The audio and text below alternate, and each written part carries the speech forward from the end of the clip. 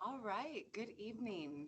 Thank you for watching my video for Back to School Night 2021, English 7th grade. My name is Barbara Carini, and very excited to be back here in school in person. Too bad you guys couldn't come join me for Back to School Night, but I'll give you a brief overview of like a day in my classroom and just what students need to be successful and what kind of stuff we're going to do this year. Okay. I'd like to start off by saying I'm going to be super chill this year. I want, after, the craziness that's been the last year and a half, I really want us to enjoy each other, enjoy being in school together, have fun, have not a lot of stress, but also really learn a lot. So those are my goals for the year, right? I just want to make a bunch of new friends. So excited to be in person with these students this year. Um, I've been teaching English for a long time in the district, and I'm pretty typical. I have the same typical daily routine. So I'd like to start by sharing that with you all. So every day, I ask that students come into class first thing, have a seat, say hello to their table partner, and then write down the agenda straight off the board, right? I ask that they make sure they write the day's assignment and the homework assignment if there is any homework, right? Each student got a free planner at the beginning of the school year. And so that's what I expect them to hold on to. And that's where I expect them to keep track of their homework and their classwork each day. It's very important to me. I give up to 25 points at the end of each quarter for students who do write in that planner every day they're at school. So after they write in their planner, we usually do a short warm up that takes no more than 5 minutes. And it's usually a review of a skill or maybe an extension about something we were doing the day before type thing. Um, and so after about 8 minutes into class is when we start the day's lesson. Every day I try to teach to one of the California state standards for 7th grade English. And so it usually consists of me doing a short explanation or mini lesson and then having the students to work together to do some type of practice, um, kind of informally. And then I have them do some type of formal, not formal, but more some writing to show me that they can, you know, show me that they understand that skill. Um, and these assignments are graded and recorded in Aries. However, some class assignments take a while. So right now we're doing a unit on writing conventions and writing mechanics. And right now I'm working on capitalization and punctuation. And it's actually a packet. I made not the entire unit, but I made a big part of the book all together in one packet. And so that does have separate assignments in it, but I will collect those assignments all at one time. And I have not corrected them yet or collected them. So students usually have homework in my class about 3 or 4 nights a week, but they don't have homework. They might have one side of a worksheet or homework should never take them more than 20, 25 minutes for English class. And I do not give homework on Fridays. Um, I also accept late work. I really just want students to learn uh, the skills that I'm teaching. And so, I understand we all have lives. It might take some people a little longer than others to get things done. And I totally accept that.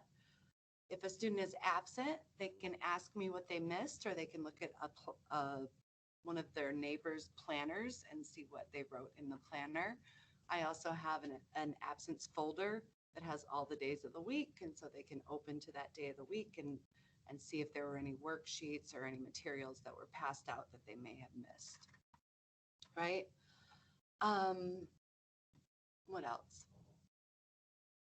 I am available to make up tasks or conference with students 15 minutes before or 15 minutes after any school day. and also during lunch. However, each Thursday I have the hour from 3 to 4 in which I really want to be here to help students if they need to stay after and get homework help, or if they need to, have a longer conversation with me about something. Thursday from 3 to 4 is my homework club. But really, you only have to come if you need to work with me with something, right? Not forcing you to come if you don't have homework, especially. Also, like class supplies, of course, I don't force anybody to have to bring anything. I understand we all have different circumstances. However, I'd really like it if students made it a priority to come to school with the planner each day because I want them to be in charge of writing down what they need to do for homework. I'd also like it if students had a binder. It could be one binder for just my class or all the classes, composition book, highlighter, colored pencils or crayons or markers, right? Their own pencil sharpener would be great just because mine always seems to be broken. Um, and that's really about it. And of course, I have all of these supplies here in class and I can help students with if they don't have their own. Did I say composition book? Composition book is important. And when I say composition book, I just mean a little book like this. We do a lot of writing in class and I collect the composition books.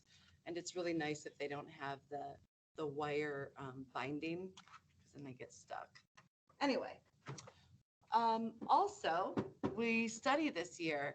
We start the year with written conventions, which are capitalization, punctuation, spelling patterns, parts of speech. I teach them the proper academic response structures, how to annotate their reading, and MLA formatting, as well as proofreading marks, right? That's pretty much the first big unit of study.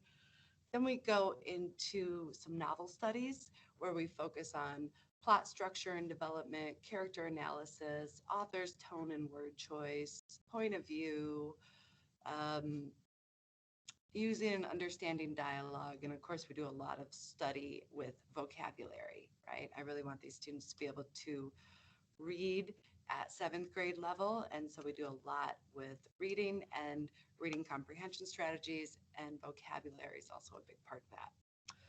We also do a big unit on poetry. That's a big seventh grade standard. So I'll be introducing them to the elements of poetry, types of poems, figurative language devices, connotative language.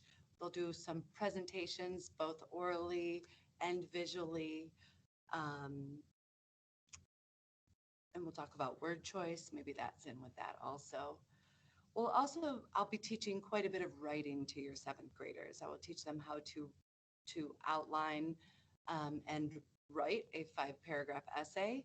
They'll be doing both a persuasive essay and an explanatory essay this year, along with, like I said, writing their own poetry, doing lots of responses to literature and responses to writing prompts.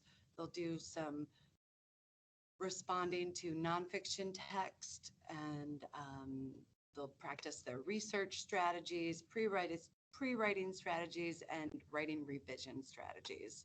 So it's a lot, but really, like I said at the beginning of this conversation, zero stress.